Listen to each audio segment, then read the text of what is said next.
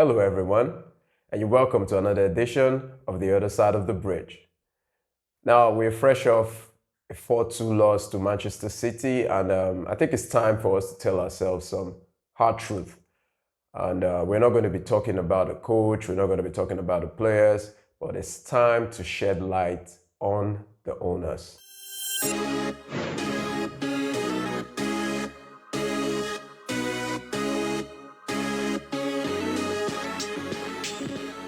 Today we'll be discussing about the Chelsea ownership structure, and we really need to know if this is the major problem of the club. So at the end of this video, we have to ask ourselves some questions.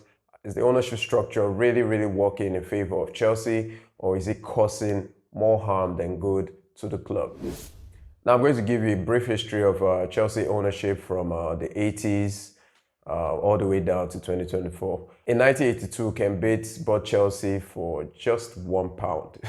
I think the club was going through some crisis. He got the club for £1. And fast forward to 2003. And in 2003, Roman Abramovich bought the club from Ken Bates for a reported £60 million. He also invested £100 million for player purchase and took care of a considerable amount of the club debt, wrote off some debt or helped us pay some debt. So it was a groundbreaking deal for Chelsea Football Club. We've never had that kind of money pumped into the club, so we're able to acquire, very good players and a wonderful coach like Jose Mourinho, which got us the titles, and it brought Chelsea into the new era, popularly called the Roman Abramovich era. Fast forward again down to 2022. This was the year of the Russia-Ukraine war when it started. There have been rumors about the United Kingdom government wanting to strip Abramovich of his ownership of Chelsea Football Club.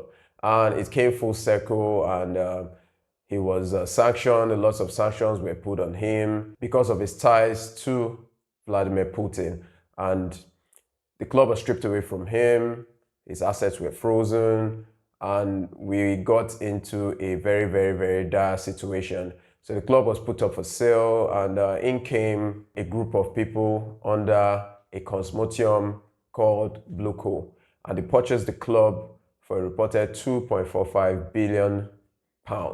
Now, a consortium is a group of people, it could be governments, individuals, that come together to achieve a common goal or to form a group that achieves a common goal. Now, the consortium that came together to buy Chelsea was called Bluco. The name was coined from the color of Chelsea, which is blue, and this consortium comprises of about 5-6 different people and organizations, which we are going to be looking at in depth.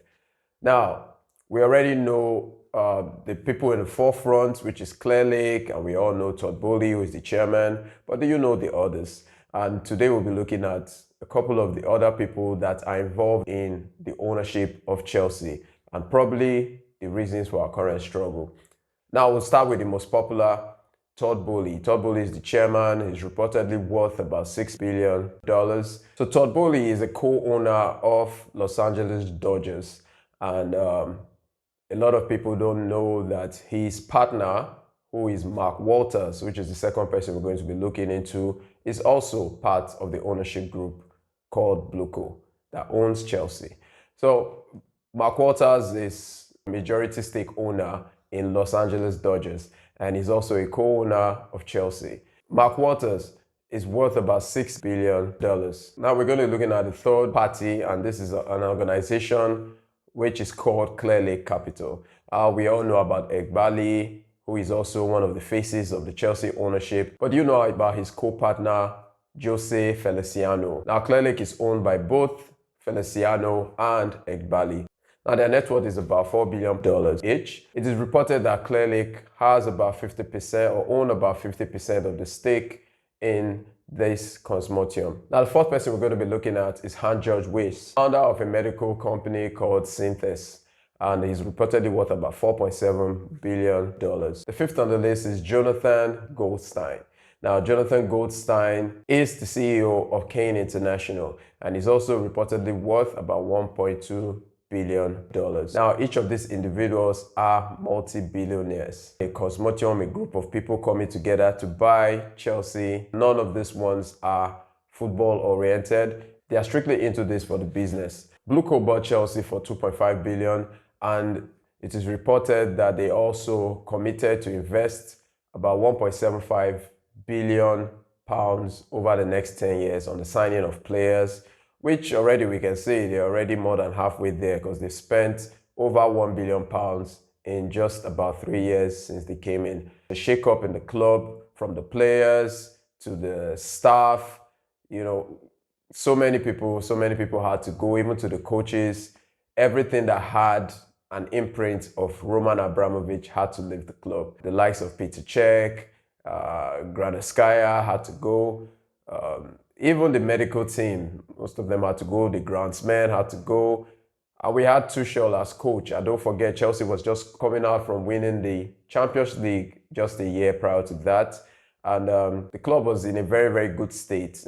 In fact, we were talking about people like Romelu Lukaku. When we got Lukaku, was just supposed to be a missing piece to the jigsaw. The team was already in very, very good shape, from the goalkeeping position to the defense, to the midfield, to the wings. And we just needed that finisher to make this team a complete world-class team. And before you know it, the club was sold and the entire cookie crumbled. And we had to start from scratch. 80–90% of the players that Blueco met on ground, we sold each and every one of them, from the goalkeepers to the defenders. The likes of Kante was sold, the likes of Pulisic, the likes of Ruben Loftus-Cheek, the likes of Mason Mount. You can name it, from the defense all the way to the attack. They got rid of players left, right, and center. And they had this idea of building a brand new team, getting a coach that would listen to them, listen to their vision. They've always wanted a yes man that would do their bidding. And it's very, very clear from everything that has happened from when the club was bought up until this date, that all the club is after, all the owners are after, is profit, profit, profit. And it's really, really eating to the fabric of the club. We all know how Chelsea, or what Chelsea has been about since the Abramovich era. We've always had that backbone. We've always had those players who will stand the test of time, that whoever is coming in will just be an addition, but not a replacement to what we already had.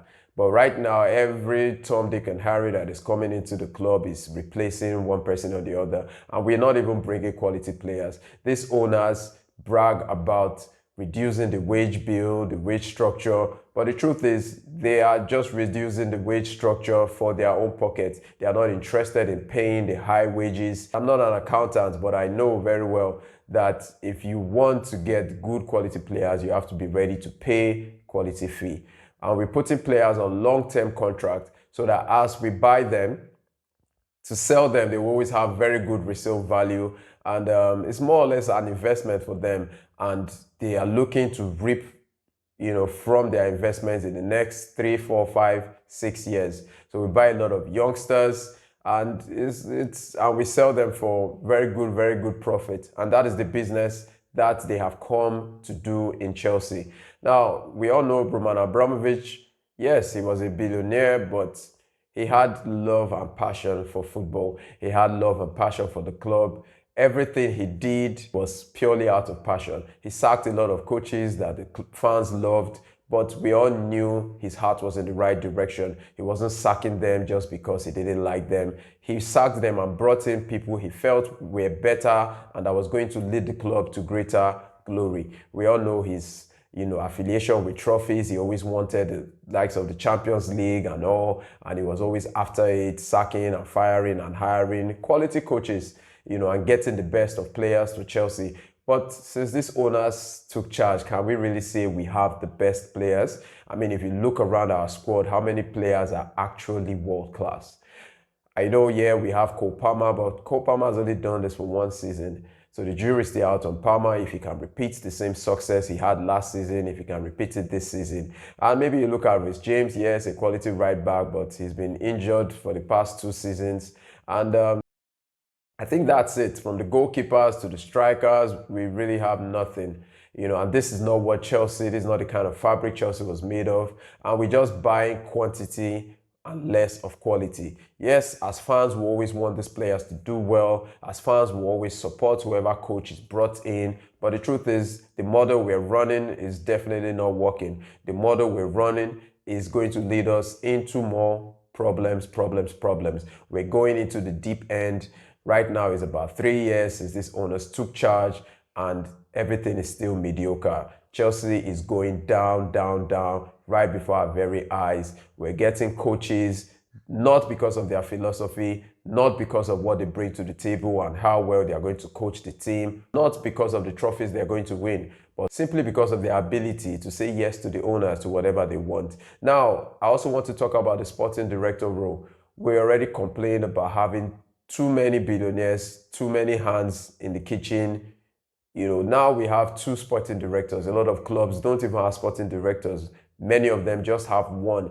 But here we have Chelsea having 2 sporting directors. Paul Winstanley came in from Brighton and Laurent came in from Monaco. It's very strange because one of the major reasons why I feel Pochettino had to leave was disagreements with the sporting directors concerning player sales and player growth. Pochettino kept talking about he wanted experienced players that can help raise this young team.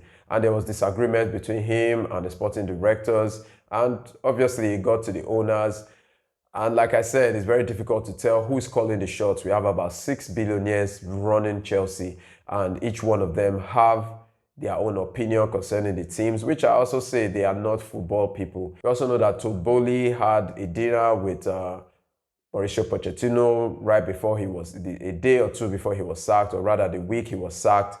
And from what we heard, it was Ed Bally calling the shots concerning the sacking, and Todd Bowley actually wanted to keep him. Now, this kind of rift between billionaires, this kind of decision-making is what we're going to keep having. We don't know who actually went out to get Maresca, if it is Todd Bowley or Mark Walters or Feliciano. It's a whole complete mess. At least when we had one owner, which was Abramovich, we knew that if he was going out to get a coach or a player, it was his own decision. Yes, he may get advice from the likes of his sporting directors, but if Abramovich wanted a particular coach, he actually went for them. But here we have people mixing and matching and trying to make it stick, and it's literally not working. It's leading us into much more turmoil. And to me, the idea of a consortium handling a club, I think it's quite a bad idea. And it's unfortunate that Chelsea has been, the fall guys to this kind of deal. It is better if we have one owner and the owner moving in a direction that is in line with the club's vision. But here, we know these owners are just in this for the profit. Now,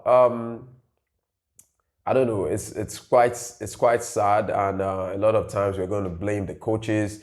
Mauricio Pochettino, so many times last season he was blamed, for the position the club was in before the late season rally, and a lot of fans were calling for Pochettino to be sacked. A lot of fans called for Graham Potter to be sacked. But we also know these owners are not making it easy on these coaches. You give them a bunch of teenagers and ask them to perform wonders. Football doesn't work that way. You only have very few clubs that has ever tried to change their entire squad over the course of about 1 or 2 years. And Chelsea is trying that, and right now it's a disaster. The likes of Barcelona did it, when the likes of Xavi, Iniesta, but that was because they were retiring, they were of old age, and they really needed to refresh the squad. And we also know that Barcelona really has not been up to scratch like they were before.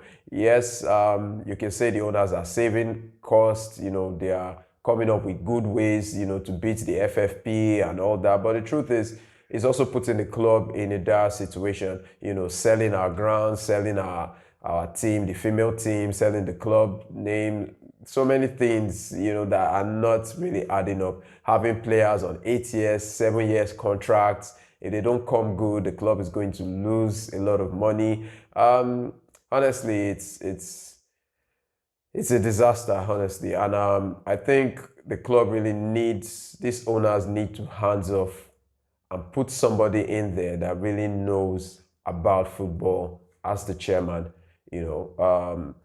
Bruce Box is a Chelsea legend, and when he was there, honestly, people like Peter Cech, we have JT, we have Lampard. Yes, Lampard, JT are coaches, but hey, they can still come in and do a very, very good job, running the club. But Chelsea in the hands of these guys that know next to nothing about football is a big danger waiting to happen. Now, Paul Winstanley from Brighton, I mean, we raided Brighton, we got their coaches, we got their players, we got their scouting staff, we got so many people we got from Brighton. And honestly, it's not a model that a club looking to win the league or looking to win the Champions League should follow. I mean, when Pep Guardiola was coming to Manchester City, Bergstein or Siki, I can't remember his name, he came in before Pep Guardiola and he got players in that he knew Pep Guardiola was that was suit his style. But over here, it's just been, haphazard. There's no clear pattern on what we want to do. There's no clear pattern on where we're going. Because if you ask a fan right now, where do you see Chelsea in terms of position in the Premiership this season or this coming season? I'm very sure we will still be looking at mid-table. Nobody's looking at this team and being confident that, we're going to make the top four, we're going to win the league. I mean, Chelsea was never, ever crazy about making the top four. It was like a norm. It's something that is supposed to happen. We're only interested in winning titles. I mean, that was what Arsenal fans were known for. They celebrate winning the top four. But I'm very sure this season, if Chelsea makes it to the top four, we are going to be in celebratory mood. And that's how far we are falling off the top. Yeah. It's crazy, man. I really have a lot of passion for the club. I really want the club to do well, just like every good fan would want us to. And yeah, we have a lot of examples from Newcastle to Manchester United to Liverpool, where owners were almost run the club down. But at least they had Liverpool had the likes of club that was holding things together and they were still, contesting. But over here at Chelsea, we really don't have that person in the forefront, to try and distract us from what is happening behind the scenes.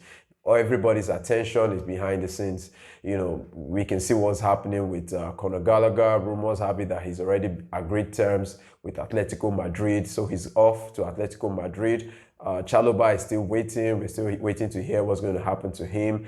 And these are good quality players. And we're just, I'm very sure by January, we are going to get another whole bunch of youngsters to replace the youngsters that we already have. And every season is going to be a rebuilding process. And we're never going to grow like that. There needs to be some stability. There needs to be some common sense. And these owners really, really need to be held accountable. That's it from me. We'll have a preview for the match between Chelsea and Real Madrid later on in the week. And yeah, I'll see you then. Do have a wonderful day.